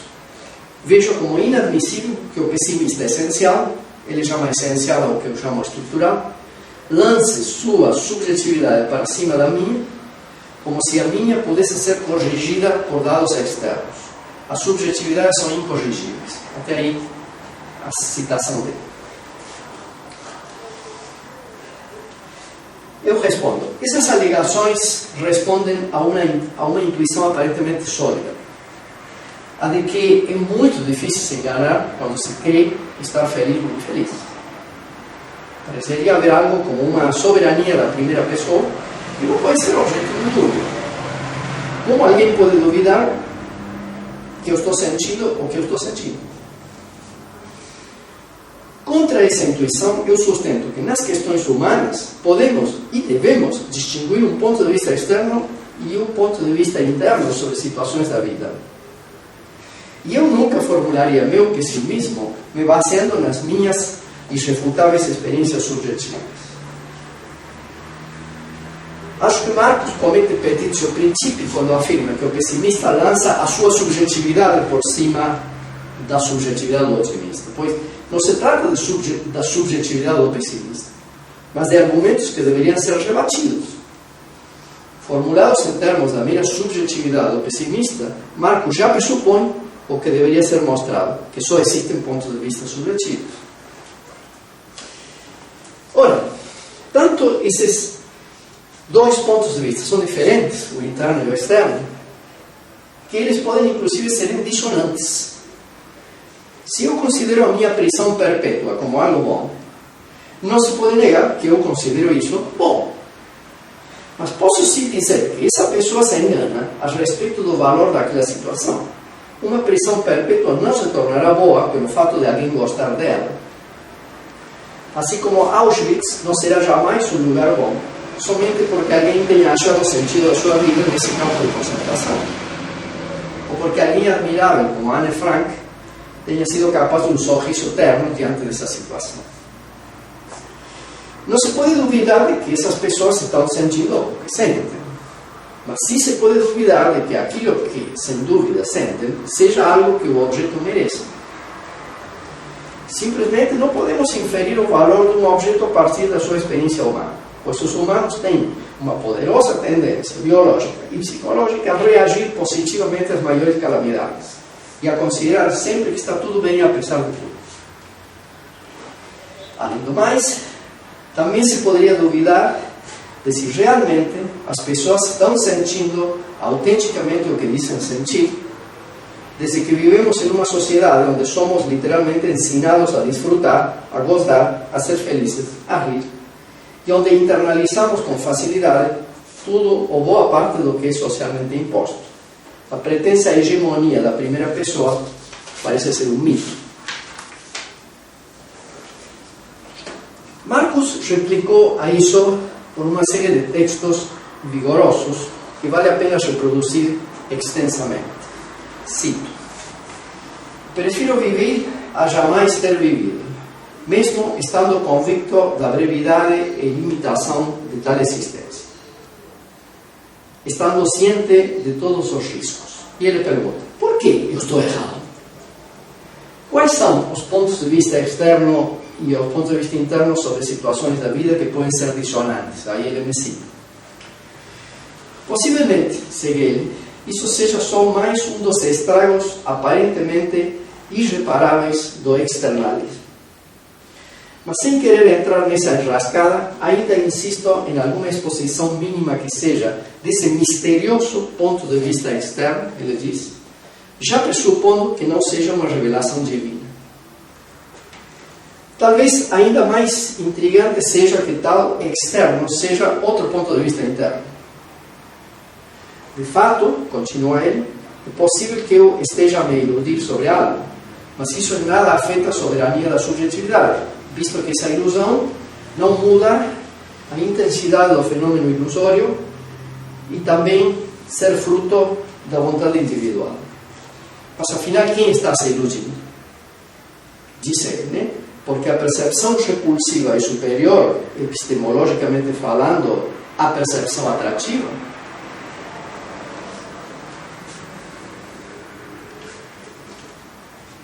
Se o parâmetro interno subjetivo de um se tornar o parâmetro a corrigir a subjetividade de outrem, então, espero ter ficado claro por que considero tudo isso uma tentativa arbitrária e equivocada de violar e legislar a subjetividade alheia. Apenas mais uma manifestação daquilo que considero tendência humana espontânea a tornar-se o mundo interno e o mundo externo o mais idêntico possível, seja por quais vias for. Até aí a citação dele.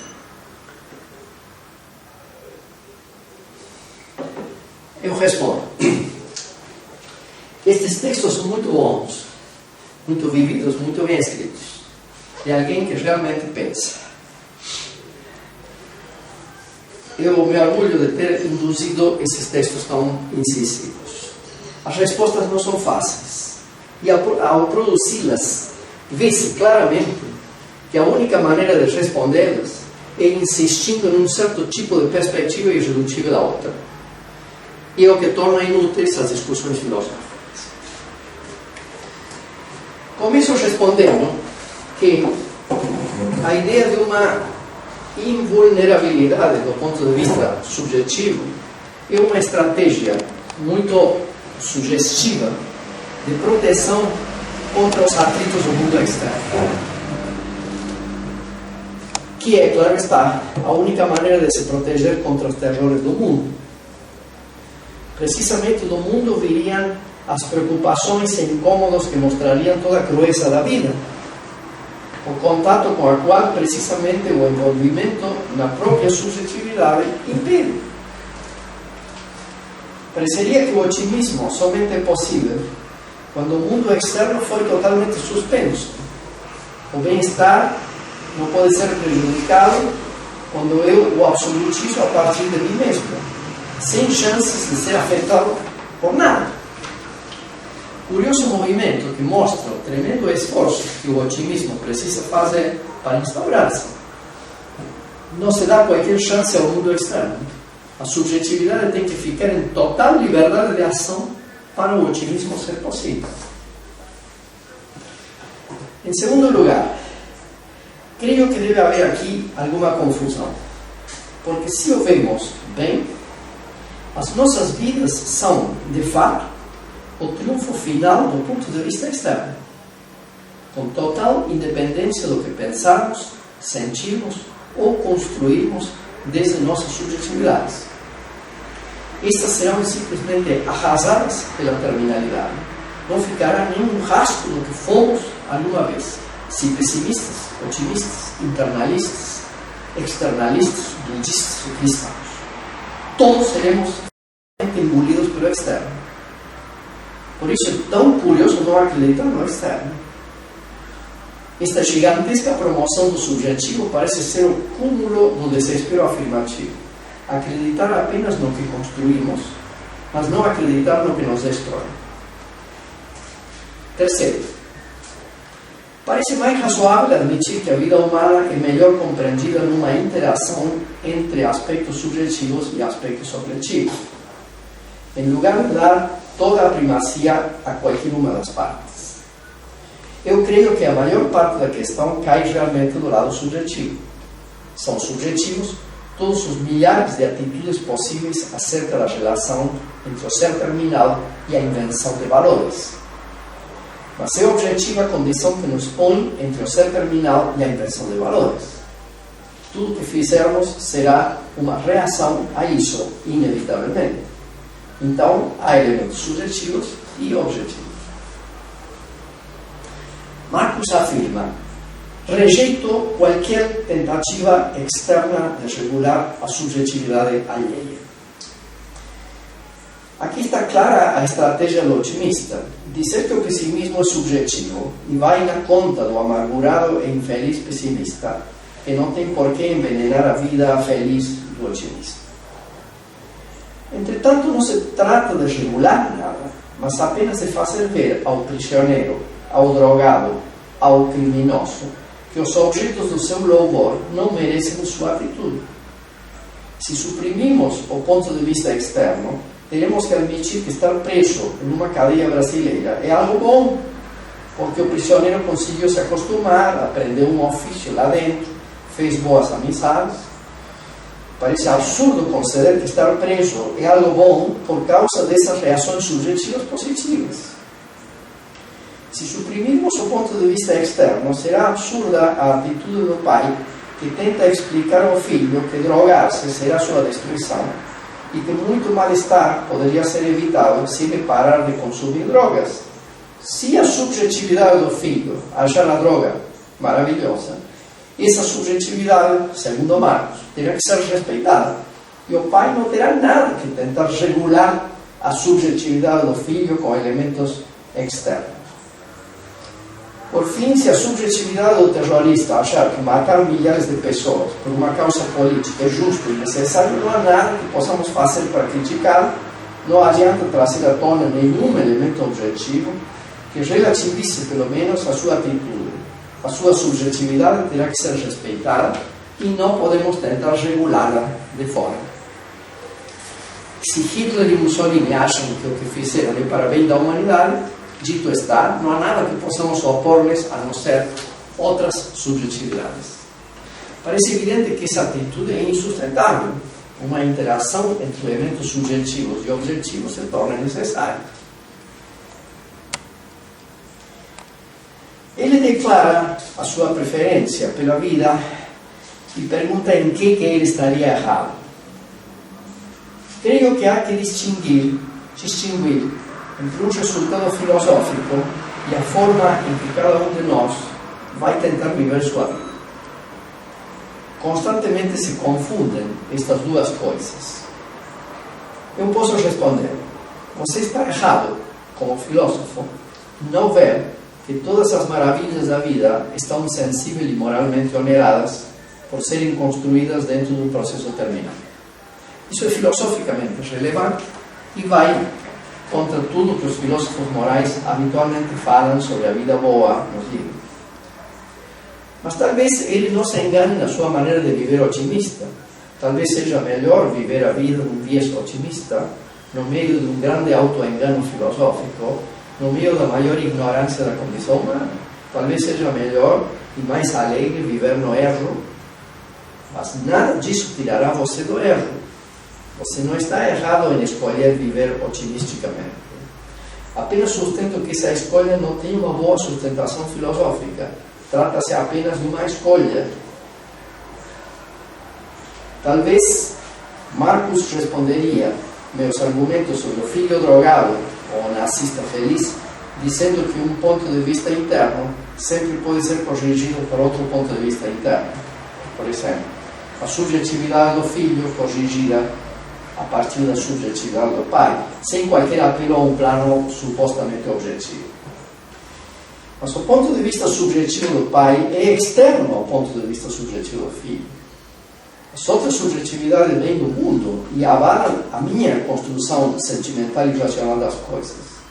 As perspectivas dos outros são parte do mundo externo para cada um de nós e afetam a nossa soberania subjetiva.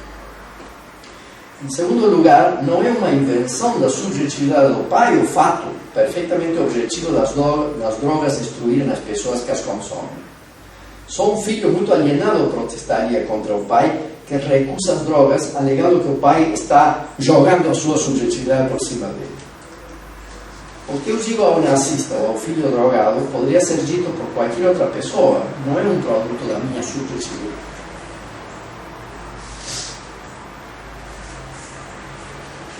Não creio que o ponto de vista externo seja dado por algum Deus, como Marcos ironicamente supõe, mas pela natureza.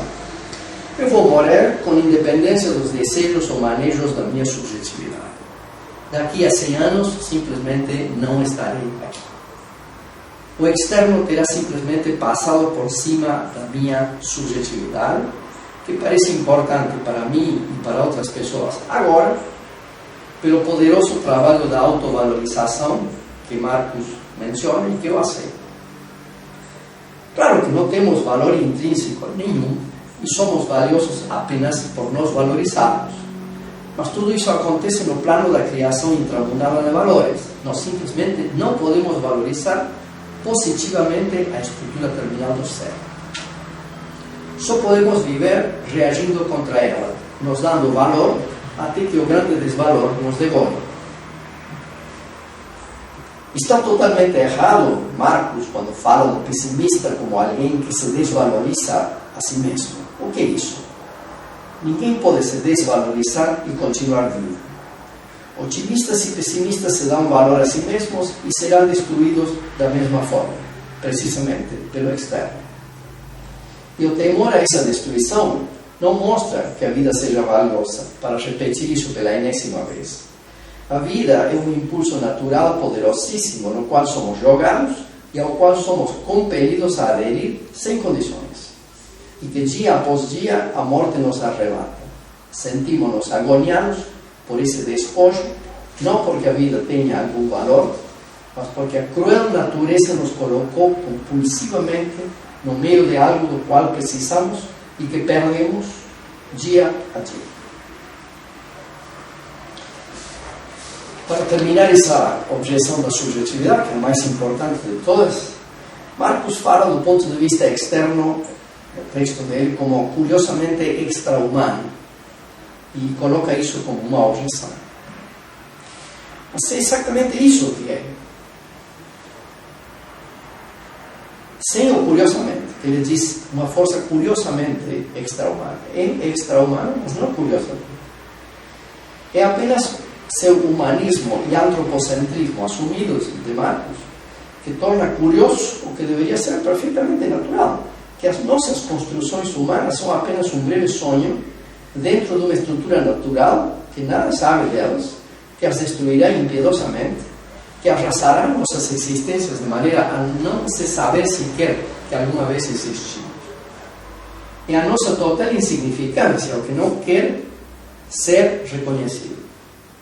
Realmente, a terminalidade é um movimento poderosamente extra-humano que agarra o humano pelo pescoço e o devolve de onde inicialmente o pegou. Sim, apesar do otimista não querer reconhecê-lo, as nossas construções humanas, os nossos valores humanos, são permanentemente atritados por forças não humanas e finalmente entregues totalmente ao extra-humano. O humano transcorre entre nascimento mortal e morte pontual, mas a estrutura terminal do ser não tem nada de especialmente humano. Não sou eu, Cabrera, singularmente, quem estará corrigindo teu ponto de vista subjetivo. Porque o que eu te digo, qualquer um poderia te dizer. Não se trata de conteúdos da subjetividade de Cabrera. Eu não tive nenhuma responsabilidade nem culpa no ser terminal do ser. Quando fui jogado na vida, ele já estava ali. Isso não se dissolve numa subjetividade, nem minha, nem sua. Não se entende por que, nesse ponto do seu texto, Marcos fala dos estragos do externalismo. Trata-se de dar seu papel a cada uma dessas dimensões. Me chama a atenção esse curioso gigantismo do humano que leva o mais natural ao plano do misterioso. Vendo bem, eu diria que é o ponto de vista subjetivo o misterioso. Como alguém em condições tão péssimas consegue ainda forças para construir valores que serão finalmente destruídos? E passo à última objeção, a objeção da inutilidade. Vem para mim.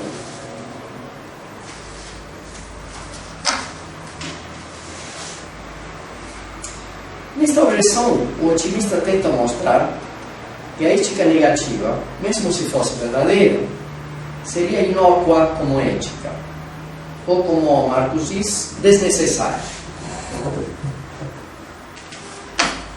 Segundo essa visão, como o otimismo é agradável e o pessimismo desagradável, então o caráter recomendável do primeiro é imediato. Marcus escreve: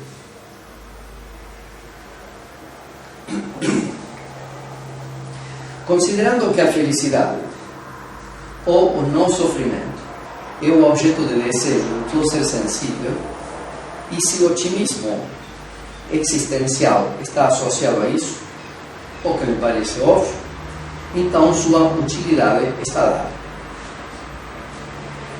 Ele continua: se esse pessimismo estrutural fosse mesmo apenas um passatempo filosófico, eu concordaria integralmente com a assertiva de que o otimista não deveria se preocupar com ele, pois essa preocupação nos diz respeito realmente à sua própria felicidade, mas sobretudo a felicidade de outras pessoas.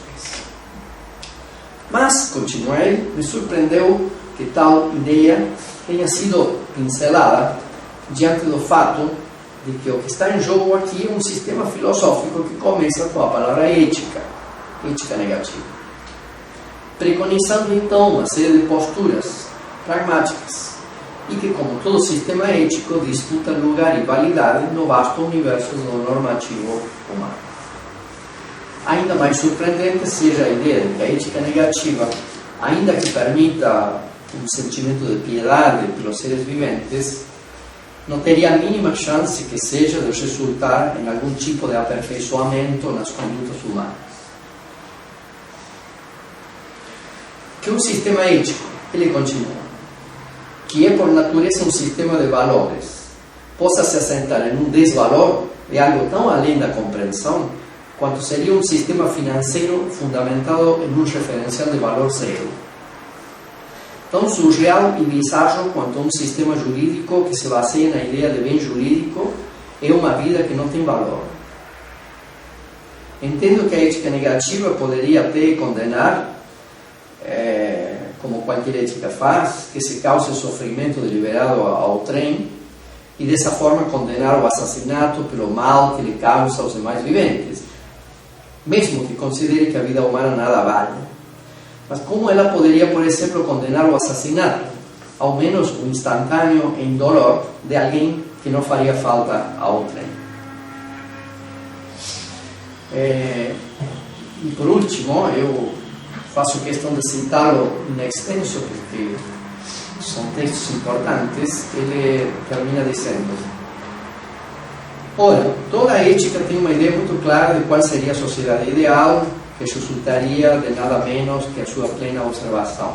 Mas a plena observação da ética negativa seria simplesmente a extinção de toda a existência humana. Uma ética negativa é, na verdade, uma negação da ética. E da negação da mesma não pode haver outro sentimento profundo que não o da antiética, no sentido filosófico, isto é, da impossibilidade da ética, como tem sido enfaticamente frisado. Finalizo esse trecho com a convicção de que pensar que uma ética que, concluindo por sua própria impossibilidade e pela desvalia do seu próprio fundamento, teria algo a contribuir para a ética, é algo, no mínimo, estranho. E essa é a objeção da inutilidade, ou seja, se fosse verdadeira, seria inócua, não serviria para nada. Eu respondo: isto realmente é muito ruim, né? Há muita incompreensão aqui. Que longe da ética negativa ser uma negação da ética, a ética negativa é, como se falou no início, a exacerbação do ponto de vista moral.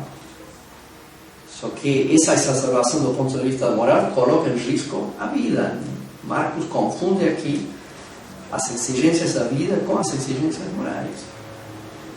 Então, eu já argumentei contra isso, mas a crítica continua vindo como se eu não tivesse falado nada. A ética negativa é ética em sentido superlativo, como antiética. É o intuito de observar as exigências morais, mesmo com risco da própria vida. Obnubilado por um certo tipo de hedonismo, Marcos já não consegue ver isso como sendo ético. Já para começar, felicidade e não sofrimento são coisas diferentes. Ele as identifica ou as aproxima. Já disse que a imensa maioria da população do globo luta apenas para fugir do sofrimento e conseguir sobreviver. Não luta pela felicidade. A felicidade é um luxo pequeno burguês. Mesmo os privilegiados muito mais fogem do sofrimento do que procuram a felicidade. Mas o que mais chama a atenção nesse trecho é a sua pasmosa insensibilidade moral. Engraçado que ele me acusa a ética negativa de ser uma antiética, sendo, na verdade, a ética negativa uma exacerbação do ponto de vista ético. Porém, as suas observações mostram uma insensibilidade moral imensa. O desejo por demais óbvio de ser feliz e seus benefícios não são per se impulsos éticos. Eu já disse isso. De maneira que resulta estranho colocar esses indubitáveis fatos naturais como pretensas bases para uma ética útil. Isso é simplesmente escandaloso. Não estamos discutindo se o otimismo é agradável ou não. Estamos discutindo se configura uma postura ética sustentável. Na ética negativa, pelo contrário, temos uma série infindável de tarefas, atitudes e ações éticas das quais Marcos não toma conhecimento. Ele simplesmente não conhece meu pensamento. O que acontece é que as indicações morais da ética negativa não são agradáveis, nem visam a felicidade das pessoas. Tampouco visam a infelicidade. Simplesmente o bem-estar não está em seu horizonte de exigências. A inicial questão ética fundamental na ética negativa é a seguinte: como fazer para que o nosso mal-estar dentro da estrutura terminal do ser não prejudique aos outros, não os torne vítimas desse mal-estar e inclusive culpados do mesmo? Todo o mal que os humanos fizeram e continuam fazendo a outros humanos provém do fato primordial deles mal estarem no mundo, deles sentirem-se mal na sua inserção no mundo, se sentirem não compensados, frustrados, acuados, doloridos, não reconhecidos, não aceitos, marginalizados, segregados, desprezados, ignorados. A ética negativa é basicamente um esforço para não culpar ao outro pelo ser terminal do ser. E isso é um valor supremamente ético. Como é que ele pode dizer que a ética negativa é uma não moral? O primeiro movimento de corrente do mal-estar profundo é descarregar algum tipo de culpa ou de responsabilidade em si mesmo ou nos outros, como motivos ou supostos provocadores do mal-estar que sentimos. A sangrenta história da humanidade tem sido atravessada pela ideia do outro ser culpado do mal-estar de nações, raças, sociedades e impérios. O outro como obstáculo a ser removido para que o ser afirmativo seja possível e plenamente vivido.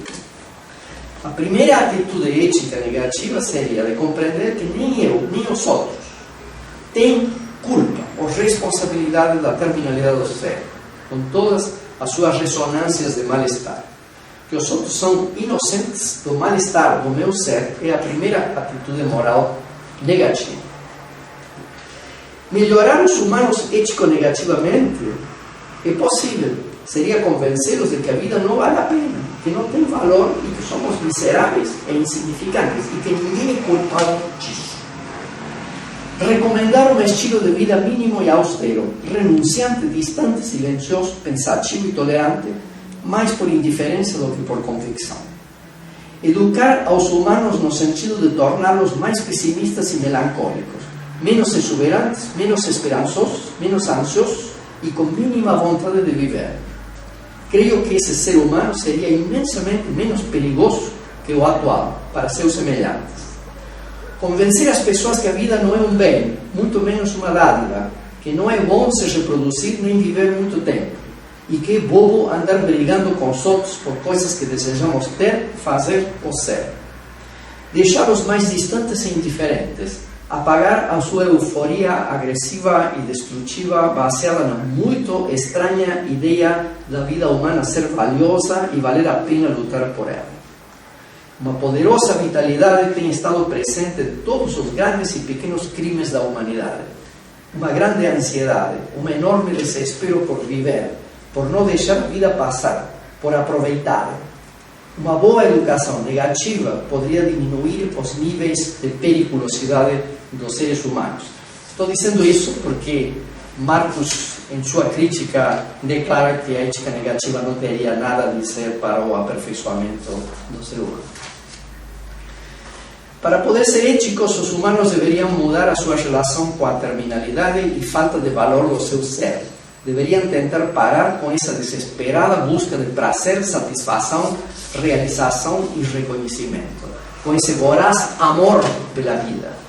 Para ser éticos, os humanos teriam que ser mais despojados, indiferentes, temerários, suicidas, heróicos, melancólicos, displicentes, em lugar de ser tão soberbamente ansiosos como são, em lugar deles quererem tudo para eles, de querer viver intensamente, aproveitar intensamente, levar uma vida boa e assim por diante. A condenação do que eu chamo heterocídio, que engloba o que ele chama de assassinato, está detalhadamente explicada na Crítica da Moral Afirmativa de 1996 e mesmo no Projeto de Ética Negativa de início dos anos 90. Então, é uma questão que já respondi há muito. A condenação ético-negativa não passa pela dor nem pela falta, mas pela ofensa à autonomia. A vida é uma carga que o outro tem direito a suportar como quiser e puder. A ideia de um valor da vida não faz falta para torná-la inviolável. Não precisamos ocultar a desvalia do ser para aceitar a inviolabilidade do outro. A ética negativa aceita ambas coisas, a desvalia e a inviolabilidade. Para você ter alguma noção de inviolabilidade, você precisa apenas ter uma ideia de igualdade entre todos os homens. Mas não somos obrigados a conceber essa igualdade em termos positivos. Podemos ser todos iguais e, portanto, invioláveis em nossa desvalia e não em nosso valor. Um mundo onde todos os humanos são iguais é compatível com um mundo onde nenhum humano tem valor intrínseco. É precisamente em virtude desse ser despojado de todo o valor intrínseco que os humanos são iguais e invioláveis, em uma espécie do que chamam inviolabilidade negativa. E, para terminar essa longa fala, além do minimalismo vital e da condenação do heterocídio, os pontos culminantes de uma ética normativa negativa é a problematização da procriação e a justificação de certos tipos específicos de suicídios. Mas dizer que isso deve levar à extinção da humanidade é o produto de uma leitura apressada, injusta e preconceituosa dos meus escritos, quando não da sua total ignorância, em especial da Crítica da Moral Afirmativa, na seção sobre sobrevivência negativa. Também quero dizer, se já não ficou claro, que todas as alegações iniciais de Marcos de que suas críticas não eram especificamente dirigidas contra a ética negativa, aqui caem por terra. Em vários momentos do seu texto, ele salienta que este não está especificamente endereçado contra o pessimismo estrutural da ética negativa, mas contra um conjunto de pessimismos diversos, dentro do qual pode ficar encapsulado o meu. Mas essas últimas críticas se direcionam todas especificamente contra a minha teoria e simplesmente lhe negam qualquer valor ético. Pelo contrário, a ética negativa é a exigência ética levada ao extremo. Marcos confunde as exigências da vida com as exigências morais. Estar disposto a observar as exigências éticas pode levar para a não continuidade da vida. A ética negativa é primordialmente uma reflexão metaética acerca da própria possibilidade da ética, ou seja, não é, em primeiro lugar, uma ética normativa, mas ela pode ter um conteúdo ético-normativo também, como tentei mostrar agora. Termino dizendo o seguinte: reitero o que já disse no texto. Confundem-se resultados filosóficos com receitas de como viver. Eu apenas quero que Marcos reconheça a correção dos meus argumentos. Eu não quero que ele deixe de viver da maneira como ele vive. Eu apenas tento dizer que meus argumentos corretos explicam por que ele vive como vive. Não quero que mude de vida, não quero que mude nada. A veemência de algumas réplicas me faz pensar que ele pensa que meus argumentos não vão lhe deixar lugar para viver como ele quer viver. Isso se vê claro, por exemplo, quando ele aponta para a ética negativa como desnecessária, porque deixa as pessoas tristes em lugar de encorajá-las. Ora, não é papel da filosofia encorajar as pessoas ou deixá-las alegres ou fornecer-lhes saídas, mas apresentar o que acredita ser verdade. E depois edificar uma ética que decida o que fazer com essa verdade em lugar de ocultá-la. Meus argumentos vão deixar o otimista apenas sem argumentos e mais nada. A vida do otimista poderá ser até bem melhor do que a do pessimista. A sua insensibilidade e imoralidade assim o permitirá. Mas meus argumentos continuarão sendo melhores. Isso é tudo o que eu quero. Não estou interessado em vida, estou interessado em verdade.